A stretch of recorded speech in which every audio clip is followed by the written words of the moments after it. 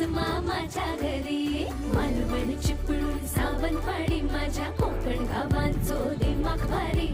दिसते भारी गणपतीची स्वारी माझ्या कोकणा वाटे तुम्ही वलवा गाडी धमाधमान हाका गाडी माझ्या कोकणचो रस्तो नागमोड